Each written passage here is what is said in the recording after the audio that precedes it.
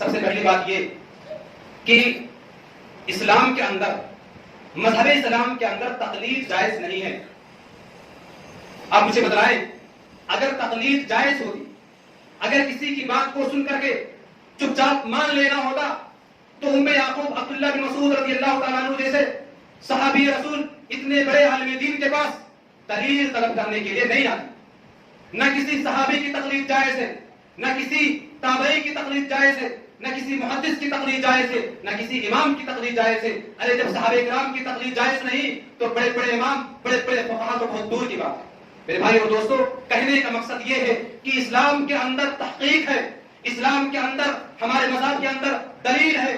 اسلام کے اندر کوئی بھی بات اگر کہی جائے گی تو دلیل کی بنیاد پر کہی جائے گی۔ اگر کسی کی بات کو چپ چاپ مان لینا ہوتا، ام یعقوب رضی اللہ تعالیٰ عنہ عبداللہ بن مسعود رضی اللہ تعالیٰ عنہ کے پاس دلیل طلب کرنے کے لیے نہیں آتی۔ کہاں ہے اپنے آپ کو حنفی کہنے والے؟ کہاں ہے اپنے آپ کو شافعی کہنے والے؟ کہاں ہے اپنے آپ کو حنبلی کہنے والے؟ ذرا اس حدیث پر غور کریں۔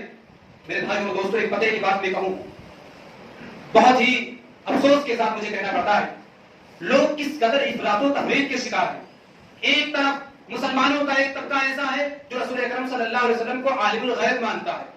اللہ کے نبی صلی اللہ علیہ وسلم عالم الغیب ہے، یہ عقیدہ ہے لوگوں کا یہ عقیدہ ہے کہ اللہ کے نبی صلی اللہ علیہ وسلم مختار کل ہیں، کائنات کو چلانے والے ہیں، جو چاہے وہ کرے۔ اللہ کے نبی صلی اللہ علیہ وسلم مختار کل ہے، یہ عقیدہ ہے لوگوں کا، جبکہ یہ سارے عقائد باطل ہیں۔ مختار کل رب العالمین ہے، عالم الغیب رب العالمین ہے۔ ایک طرف لوگ یہ بھی کہتے ہیں کہ اللہ کے نبی صلی اللہ علیہ وسلم انسان نہیں ہے، بشر نہیں تھے، وہ نور ہے، اللہ رب العالمین نے ان کو اپنے نور سے پیدا کیا۔ یہ عقیدہ ہے لوگوں کا، یہ لوگوں کا عقیدہ ہے، متفقہ عقیدہ لوگ رکھتے ہیں۔ مسلمانوں کا ایک طبقہ ہے جو رسول اکرم صلی اللہ علیہ وسلم کو مختار کل مانتا ہے، لیکن جب بات آ جائے رسول اکرم صلی اللہ علیہ وسلم کی حدیثوں پر عمل کرنے کی، جب بات آ جائے رسول اکرم صلی اللہ علیہ وسلم کی پیروی کرنے کی، لوگ چلے جاتے ہیں امام ابو حنیفہ کی طرف، لوگ چلے جاتے ہیں امام شافعی کی طرف، لوگ چلے جاتے ہیں امام احمد بن حنبل رحمۃ اللہ علیہ کی باتوں کی طرف، اور کہتے ہیں کہ حدیث ہے، صحیح ہے، سب کچھ ہے،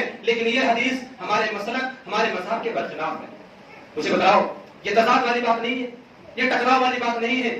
آپ نے مشاہدہ کیا ہوگا، اگر کوئی آدمی کتاب لکھے اور اس کتاب کے اندر یہ درشائے، یہ ذکر کرے کہ اللہ کے نبی صلی اللہ علیہ وسلم کس طرح سے صلاۃ کی ادائیگی کرتے تھے، اگر آدمی کتاب لکھے اور اس کتاب کا نام صلاۃ رسول لکھے، نماز نبوی رکھتے، اس کتاب کا نام اگر وہ نماز نبوی رکھتے، لوگ اسے پڑھنے کے لیے تیار نہیں ہیں۔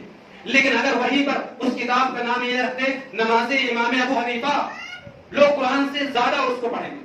اگر کوئی اس کتاب کا نام رکھتے نماز امام شافعی، لوگ اسے سر آنکھوں پر رکھیں گے۔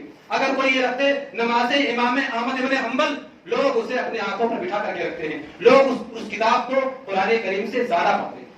میرے بھائی اور دوستو، بہت ہی افسوس کی بات ہے، بہت ہی افسوس کی بات ہے کہ ہم اور آپ ایک طرف رسول اکرم صلی اللہ علیہ وسلم کی عاشقی کا دعویٰ کرتے ہیں، رسول اکرم صلی اللہ علیہ وسلم کی متبعی کی اتباع کا دعویٰ کرتے ہیں، رسول اکرم صلی اللہ علیہ وسلم کو عالم الغیب مانتے ہیں، رسول اکرم صلی اللہ علیہ وسلم کو مختار کل مانتے ہیں، رسول اکرم صلی اللہ علیہ وسلم کو پوری کائنات کا پالن ہار مانتے ہیں، رسول اکرم صلی اللہ علیہ وسلم کو عالم الغیب مانتے ہیں، لیکن جب بات آتی ہے رسول اکرم صلی اللہ علیہ وسلم کی حدیثوں پر عمل کرنے کا، ہم چلے جاتے ہیں اپنے اماموں کی طرف اور بہت ہی دھڑلے کے ساتھ کہہ دیتے ہیں کہ یہ حدیث ہمارے امام کے قول کے برخلاف ہے۔ میرے بھائیوں اور دوستوں، ہمارے اسلام کے اندر دلیل ہے۔ میں ایک قاعدہ بتلا رہا ہوں آپ لوگوں کو، لوگ اگر ہم یہ کہیں کہ رسول اکرم صلی اللہ علیہ وسلم مختار کل نہیں ہے تو لوگ ہمیں وہابی کہتے ہیں۔